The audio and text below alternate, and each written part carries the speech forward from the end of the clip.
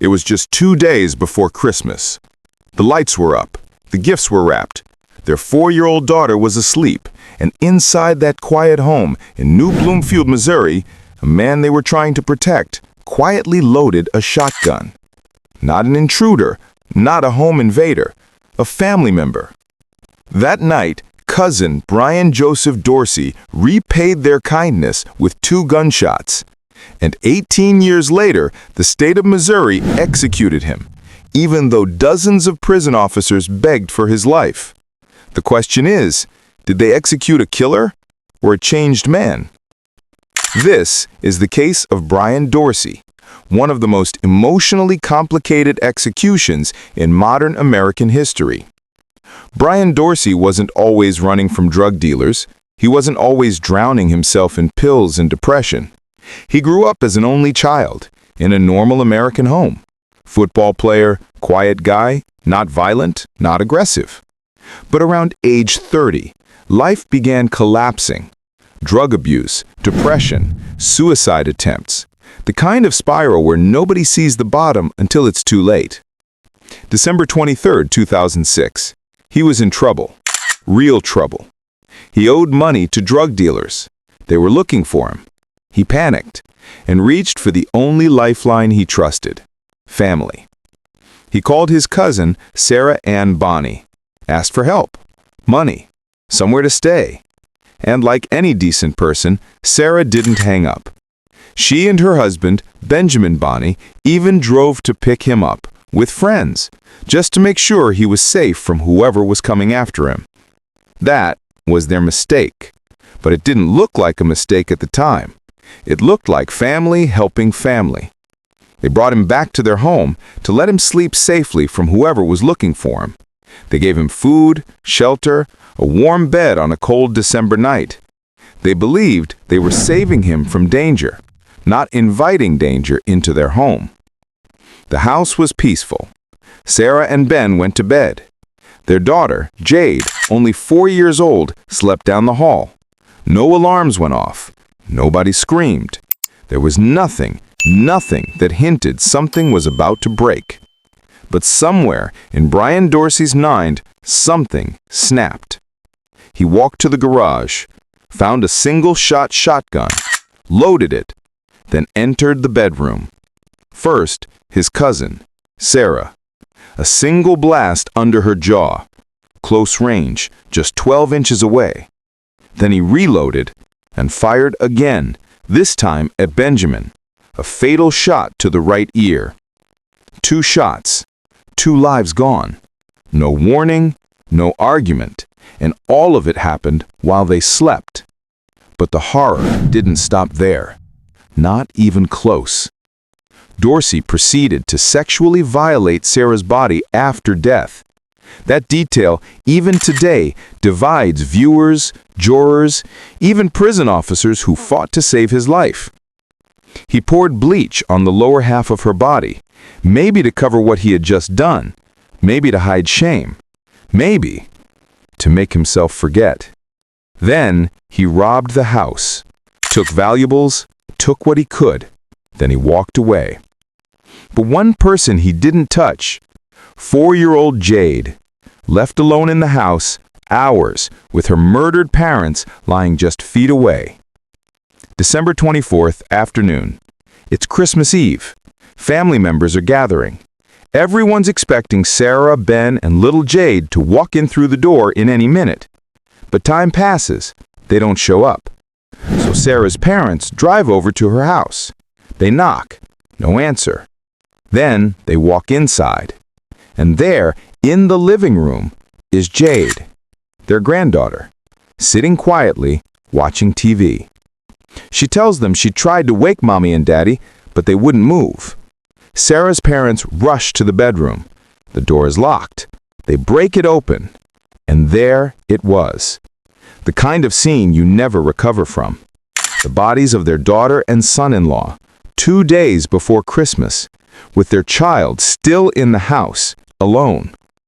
That moment split 2 families forever, not just by grief, not just by loss, but by betrayal. And that is what will later divide even their views on his execution. 3 days after the murders, Brian Dorsey walks into a police station and turns himself in. He confesses, doesn't run, doesn't try to deny it. When investigators ask why, his answer? He doesn't really remember. He says it was drugs, panic, mental collapse. Did it sound sincere? Depends on who you ask. But evidence was clear. DNA, robbery, shotgun. No other suspect existed. He was arrested and charged with 2 counts of first-degree murder. Under Missouri law, only 2 outcomes possible. Death penalty, life without parole. There were enough dark details to make even the most lenient juror silent. But something unexpected happened during his trial. His life story showed up.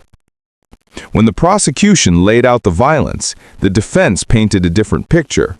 Brian Dorsey, only child, no history of violence, football player in high school, worked multiple jobs, suffered long-term depression, tried to take his own life twice. Parents, friends, former coaches. They all testified that he was gentle, non-aggressive, not a threat to anyone. Did drugs change him? Yes. Did fear of dealers push him further? Yes. Did that explain the murders? Not to everyone. Benjamin's father, Greg Bonney, gave a testimony that silenced the courtroom. He didn't just lose his son. He lost his friend, his trust, and he said clearly, this was betrayal, not insanity, not confusion, not drugs. Betrayal. August 28, 2008, Boone County Courtroom. The jury returns. No hesitation. They recommend 2 death sentences, 1 for each victim. On November 10, 2008, Judge Gene Hamilton makes it official. Brian Joseph Dorsey is sentenced to death. Twice. Even though he pled guilty. Even though he admitted everything. Even though he asked for life without parole. He was going to die. Legally. The appeals began immediately, but none of them, not one, changed the result. Dorsey appealed in 2010. Denied. Appealed again in 2014. Denied. 2022, the 8th U.S. Circuit Court rejected his claims of poor legal counsel. Final stop, the U.S. Supreme Court. They refused to intervene. The clock had officially started. Tick-tock, tick-tock. In 2023, something no one saw coming began to unfold. Over 70 correctional officers, prison workers, even some staff who supported the death penalty, all signed a petition saying, "Do not execute Brian Dorsey." Why? Because they saw someone different in prison. He became a model inmate, worked as a barber for inmates and staff, never caused trouble, never acted violent again, earned respect, not sympathy, respect. Even 5 former jurors who voted for the death penalty now said they regretted it. One retired judge who once upheld the death sentence now said, "I was wrong. He did not belong on death row." They weren't asking for freedom or release or forgiveness. All they wanted was that he live the rest of his life behind bars. But Sarah's family and some of Dorsey's own family, they were clear. Kindness was not enough to stop the bullets back then, and it should not stop justice now.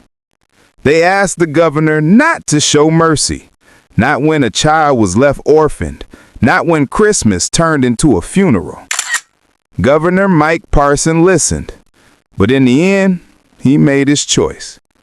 On April 8, 2024, the night before the execution, clemency was denied. Execution date, April 9th, 2024. 18 years after the murders. Brian Dorsey is 52 years old. His last meal request? 2 bacon double cheeseburgers, 2 orders of chicken strips, 2 large seasoned fries, a full pizza, sausage, pepperoni, onion, mushrooms, extra cheese.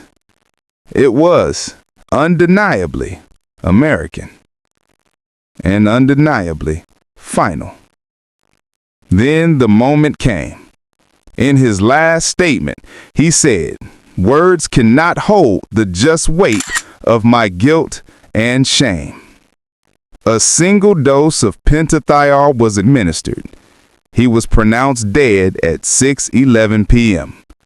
Missouri's 98th execution since 1976 reinstatement of capital punishment. The 5th in America, just in 2024. After his execution, silence didn't follow. Debate exploded. Was this the justice the Bonnies deserved?